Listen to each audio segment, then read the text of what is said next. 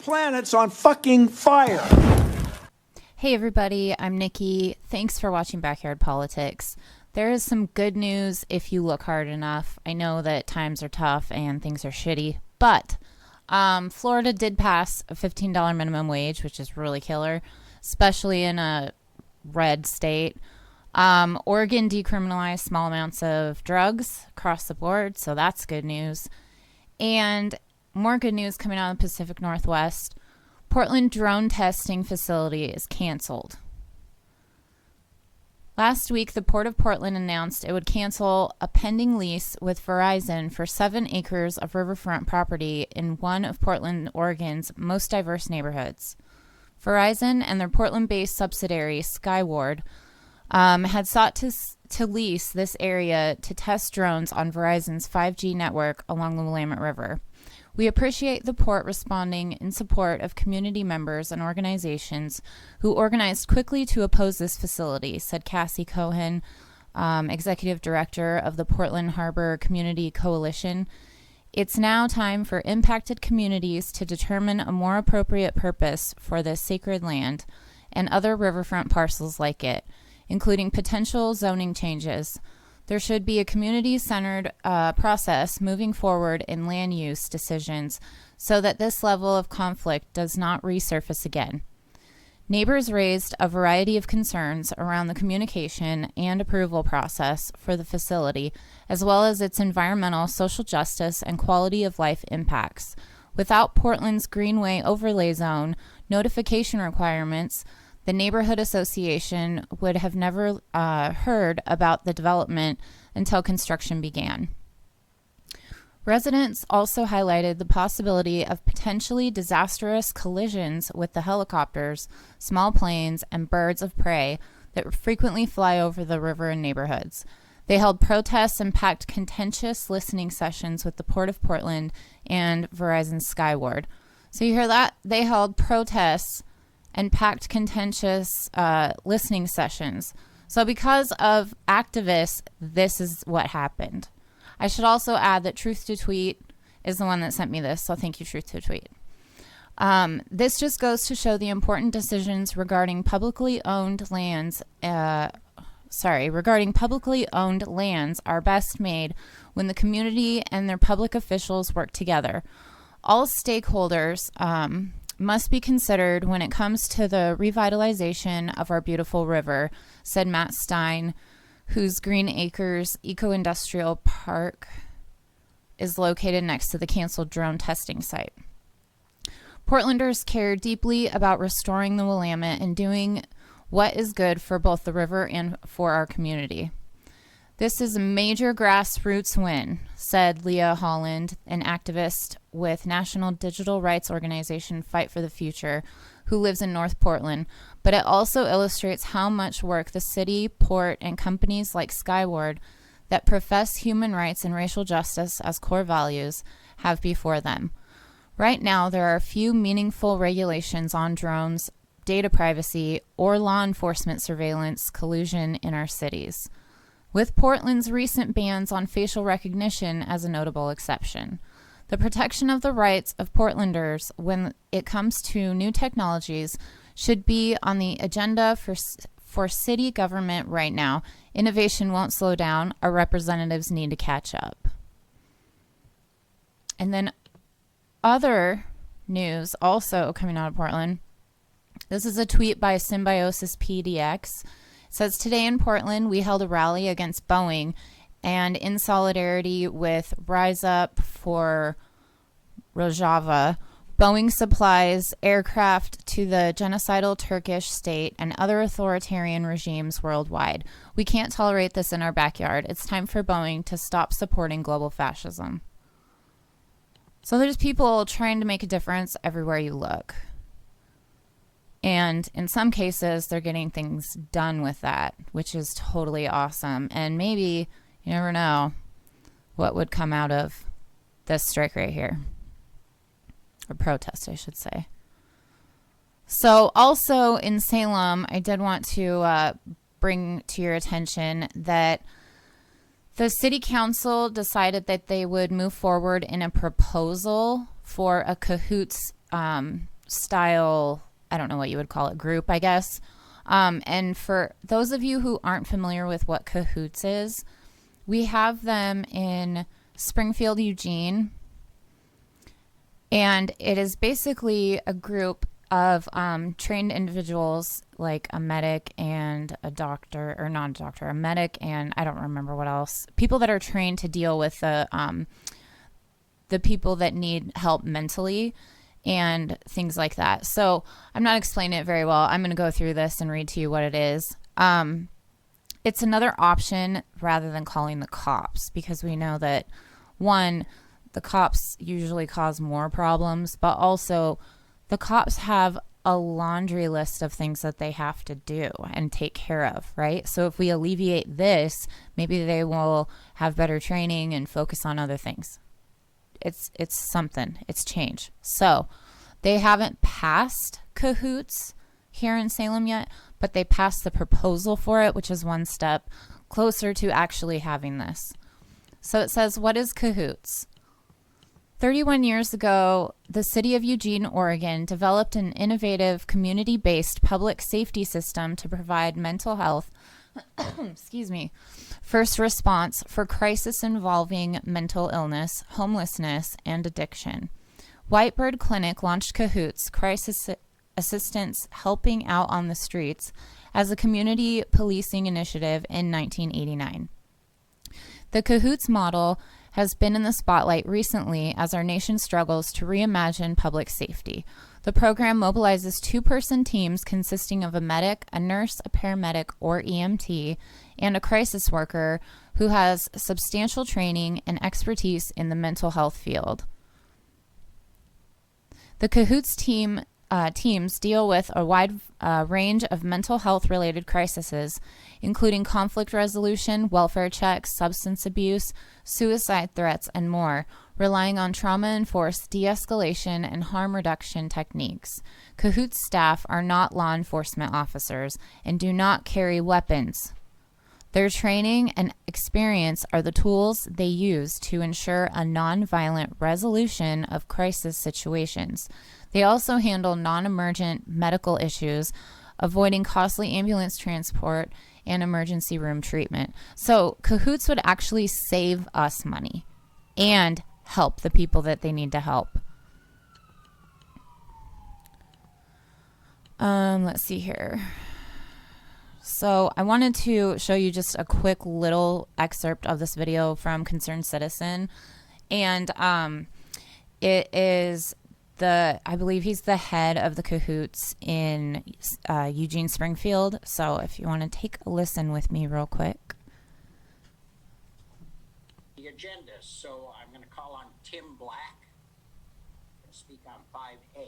That's the mayor of Salem. He's an asshole. Thank you all, counselors and Mayor Bennett, for the opportunity to chat with you a little bit. I'm not currently a Salem resident, but I did grow up in Wards 6 and 8. I'm speaking to you tonight from Eugene, and I wanted to give a little bit of context about the Cahoots program that we have down here in Eugene and Springfield, understanding that it's up, for consideration with you all. Really kind of looking at how the Cahoots program fits into the larger framework of our public safety response here in Eugene and Springfield. I wanted to drill in on the responses just in the city of Eugene. Last year, there were 105,000 calls for service that came through the public safety dispatch system. Cahoots responded to 18,000 of those calls for service. Of those 18,000 calls for service, we responded to 15,000 of those without any sort of other public safety infrastructure, without police, fire, or EMS services. And 13,000 of those calls would have required police to respond if Cahoots teams hadn't been available. Through those thousands, the 18,000 responses that we had last year, we only needed to call the police in for escalated situations or to support getting somebody connected to higher level care 311 times. That's less than 1% of our calls for service that are resulting in that, extended police contact. We utilize an integrated health approach, which puts an EMT and a crisis worker on our van to really be able to respond to all manner of calls for service that are really related to, issues around mental health, addiction, poverty, housing, and I think it's really important to recognize that we resolve most of these calls for service out in the field without really needing to rely on, other brick and mortar institutions. But when we are in a place where we do need to get somebody connected to those services, the ability to transport without utilizing other systems like an ambulance or a squad car to get somebody somewhere else really allows us an opportunity to connect folks to ongoing support. So the next time that trigger emerges, next time that crisis starts to unfold, maybe because they've had that contact with Cahoots or the Salem Mobile Crisis Program, that there's an opportunity for them to start to work with more of the tools that we can support them in building. I think the last thing I'd like to hit is, while we recognize that this is a service that's really oriented around responding to the needs of those out on the streets, this also presents an opportunity for prevention by going out into the communities, where folks are housed and in crisis, to really allow them to maintain that stability, maintain that connection, and really respond to the crises in a different way than what they've been able to with support from public safety here in Salem so far. Great. Thank you very much for sharing your information. So the reason I say that, first of all, that sounds totally fucking awesome. And I would encourage all of you, if you don't have something like this set up in your city, write to your city council members. Like, call them nonstop. Try to get this implemented. So the reason that I say that our mayor is an asshole is he does not care about our homeless situation at all. He basically said, don't want to see ya, you're not my problem. He has also no response for how Salem Police Department is working with the alt-right. And also our city manager, Steve Powers, who is, the one that the chief answers to, he obviously is not agreeing with how things are going down as far as the Salem Police Department goes. But we do have at least 2 members of our city council that have acknowledged that, especially the protests that I filmed, my last video that I dropped, go back and watch that if you haven't seen it yet. They agreed that it was absolutely ridiculously blatant that Salem Police Department favored one side over the other, meaning they favored the alt-right side. They watched video, they've seen photos, they've listened to witnesses or victims. So people are waking up to it a little bit. And also in Salem, we will be getting a new police chief in December, I believe it is. I don't know where that's going to go. But anyway, it's really cool. I hope this goes forward. I hope that we get this. It would be a tremendous help to our unsheltered community, first and foremost. But also, it would take some of that off of the cops, so we can also focus on now, okay, let's reform the police department. So, bug your city council members. And then lastly, this isn't from the Northwest, but I don't just do the Northwest. I just wanted to specify it's not from the Northwest. This is Oakland, California. And this is why you don't give up on your beliefs. So, a little bit of good news. This is brought to you by Case Study QB. They do awesome work going through all the mainstream bullshit so that people like us don't have to, and I can use their clips. So, let's take a look at this. A grassroots housing activist who is willing to break the law to bring attention to housing insecurity is now an elected lawmaker in Oakland. KRON 4's Hazik Madyoun has the story. What a difference a year makes for Oakland City Council member-elect Carol Fife. Back in November 2019, she was among a group of activists calling themselves Moms for Housing, illegally occupying a private property in West Oakland to bring attention to the city's housing crisis. This is a systemic problem. A year later, she has been elected as the official representative of that same district. Did you see this, the Moms for Housing movement, as a vehicle to City Hall? Absolutely not. Absolutely not. I never saw myself as being someone that would be on the inside of City Hall legislating for some of the things that we care about. Within those same 12 months, Fife and the Moms for Housing movement would garner support from the governor of the state of California. It takes a tremendous amount of courage to do what they've done. They deserve an enormous amount of credit. Take a look at this crowd today. She was also tapped to open up for Senator Bernie Sanders' Bay Area presidential campaign stop in Richmond. Housing is a human right.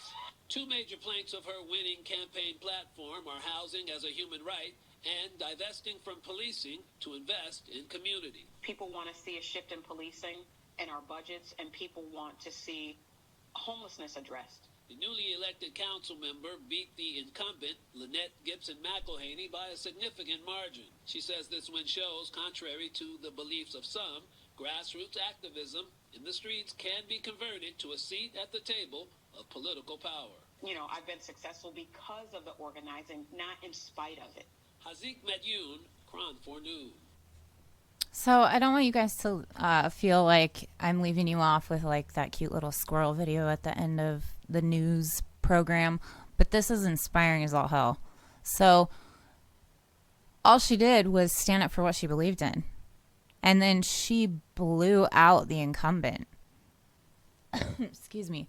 We know that the Democrats that ran on Medicare for All, they all won, and the ones that didn't, they lost.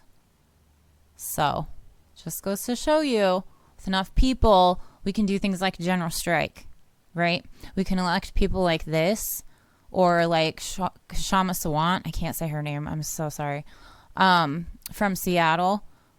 We need actual people that are a part of the people. We don't need to keep electing the same idiots. And on a side note, but also definitely related, we need to fix our election system, because whether or not you believe that Trump was robbed or, you know, whatever you believe about this election, our election system is flawed tremendously.